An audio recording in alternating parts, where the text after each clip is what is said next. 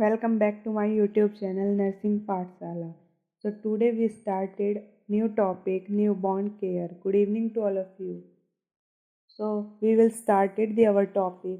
Newborn care is a comprehensive strategy designed to improve the health of newborn through interventions just soon after birth in postnatal ward and up to 28 days.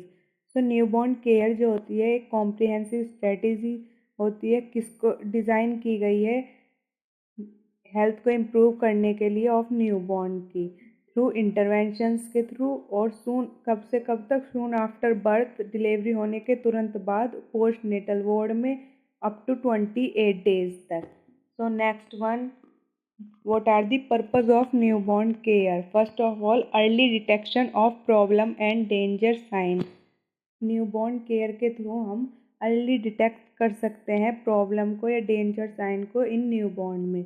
To help the mother to meet the basic need of the baby, breast feeding, warmth, prevention of infection. Mother को help करना कि वो basic needs provide कर सके अपने newborn baby को, like breast feeding, warmth, prevention of infection भी कर सकती. To initiate the breast feeding within 1 hour of birth. हमें इनिशिएट करना है ब्रेस्ट फीडिंग के लिए after delivery of 1 hour. To encourage and educate the mother to give exclusive breast feeding and care of baby.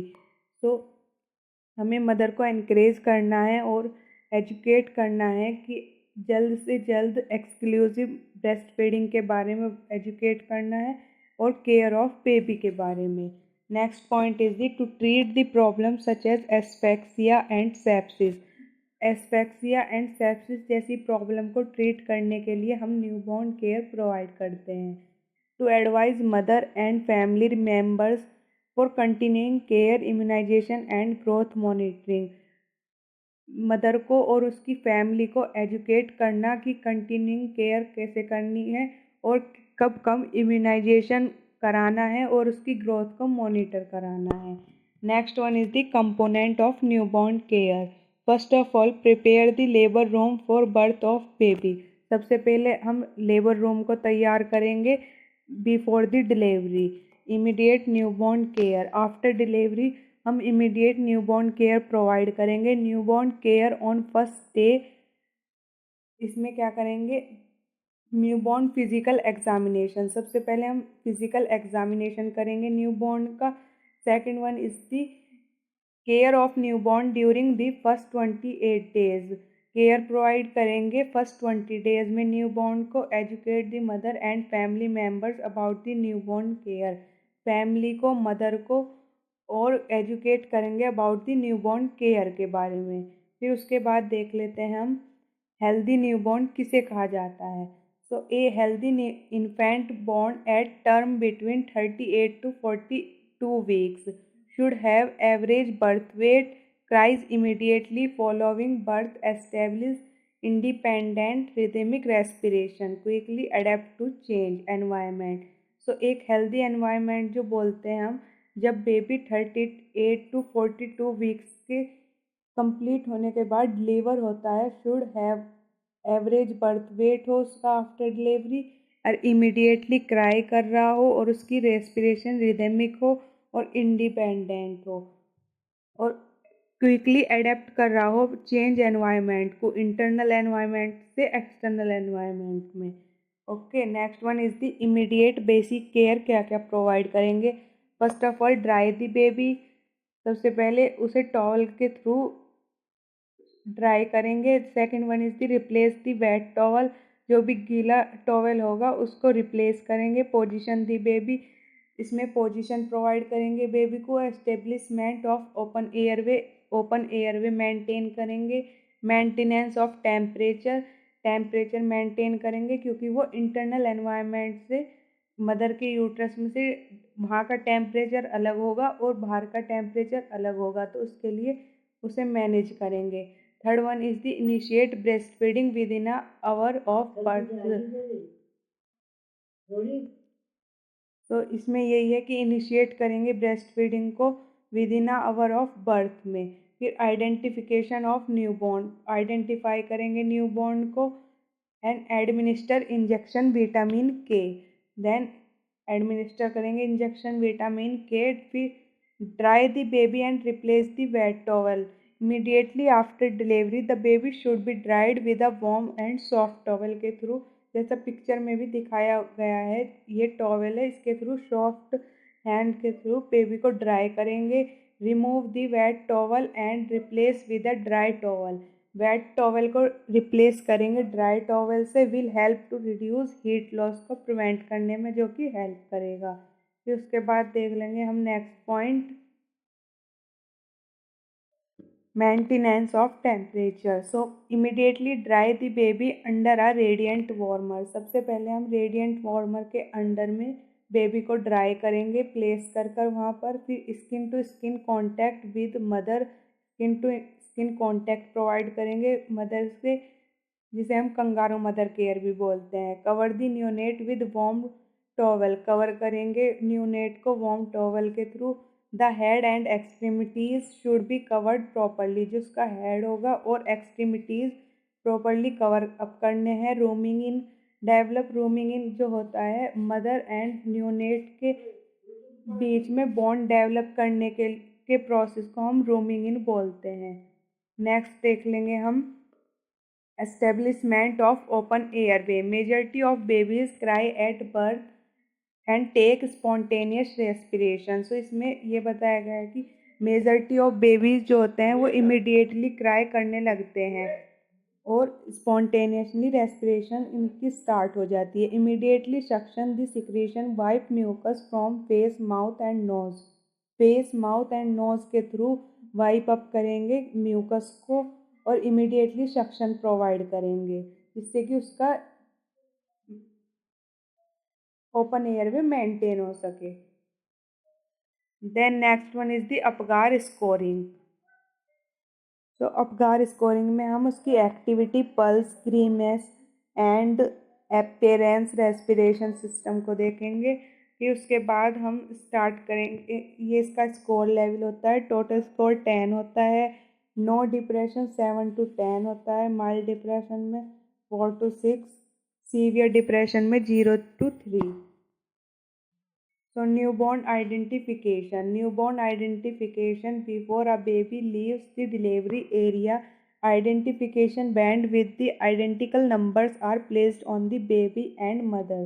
तो इसमें यही बताया गया है कि जो न्यूबॉर्न आइडेंटिफिकेशन होता है, बेबी को उस वार्ड में से जाने से पहले दूसरे वार्ड में, डिलीवरी एरिया से जाने से पहले दूसरे वार्ड में आइडेंटिफिकेशन बैंड प्रोवाइड करेंगे, जिसमें नंबर भी होगा और उसका बेबी के मदर का नेम भी होगा। देन विटामिन के।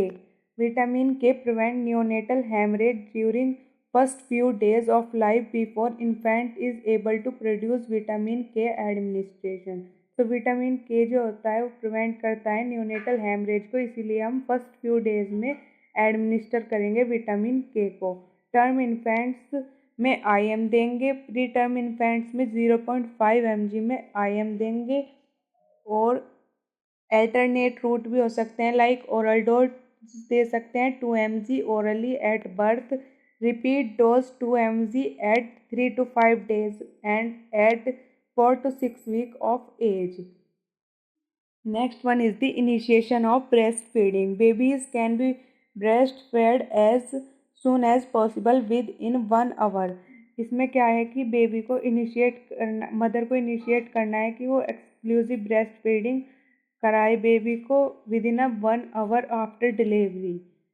The airway is cleared and they are breathing normally, जिसके थ्रू हेल्प भी मिलती है कि वो एयरवे क्लियर रहे उसका और ब्रीथिंग पैटर्न नॉर्मल रहे। नेक्स्ट देख लेंगे हम daily routine care of neonates. The majority of complication of the normal newborn में अकर ड्यूरिंग फर्स्ट 24 hours और विदिन 7 days। जो मेजॉरिटी ऑफ कॉम्प्लिकेशन देखने को मिलती हैं वे आफ्टर डिलीवरी 24 hours में और 7 days में देखने को ज़्यादा मिलेंगी। So close observation and daily essential routine care हम प्रोवाइड करेंगे बेबी को, और जो उसकी हेल्थ के लिए इम्पोर्टेंट होंगी और सर्वाइवल के लिए ऑफ न्यूबॉर्न बेबी के। सो मेजर गोल्स क्या होंगे हम इसमें, एस्टेब्लिश एंड मेंटेन होम्योस्टेटिस, वही उसका एनवायरनमेंट को मेंटेन करेंगे, इंटरनल और एक्सटर्नल एनवायरनमेंट को, बेबी के stability of normal physiological status, उसके फिजियोलॉजिकल स्टेटस को स्टेबल करेंगे। Then next one is the daily routine care of neonate are, क्या क्या केयर प्रोवाइड करेंगे हम डेली रूटीन में न्योनेट को। First of all warmth, second is the breast feeding, third one is skin care and baby bath, fourth is the care of umbilical cord, fifth one is the care of eyes, sixth one is the clothing of baby, seventh is the general care, eight is taking anthropometric measurement लेंगे जिससे कि उसकी growth को monitor करा सकें। Next देखेंगे protection from infection, उसे infection से प्रोटेक्ट करेंगे। Next is the observation, 11 is the immunization, next one is the follow up. Then care of umbilical cord, keep the cord stump clean and dry, जो cord होगी उसे clean और dry रखना है।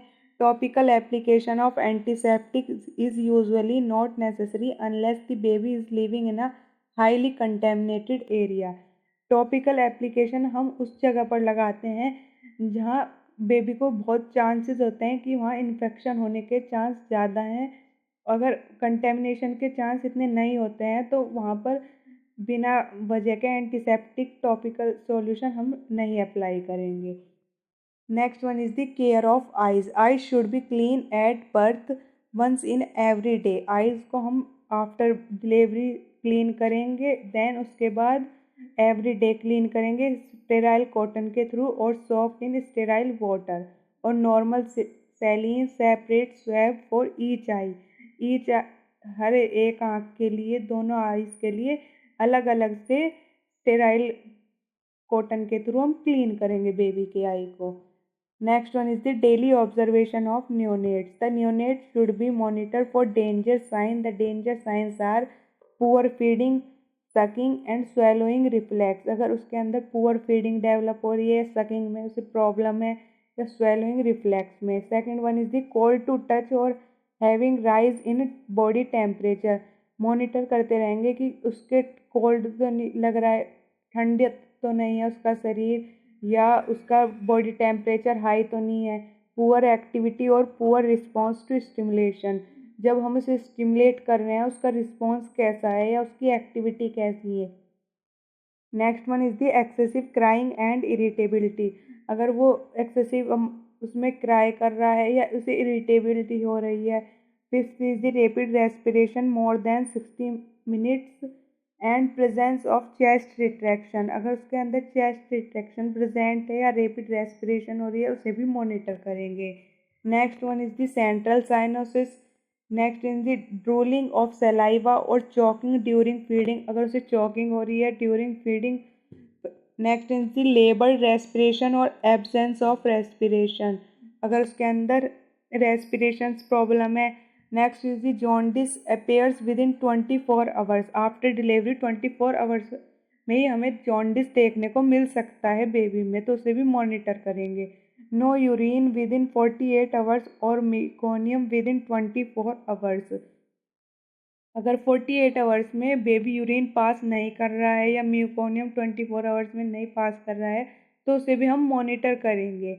Next one is the conversion, bleeding और umbilical discharge तो नहीं हो रहा है उसे। Then diarrhoea, vomiting and abdominal distension तो नहीं है उसे, infection. So thanks to all of you. Like, comment, share and don't forget to subscribe to my channel and comment me which topic should I prepare the video for you.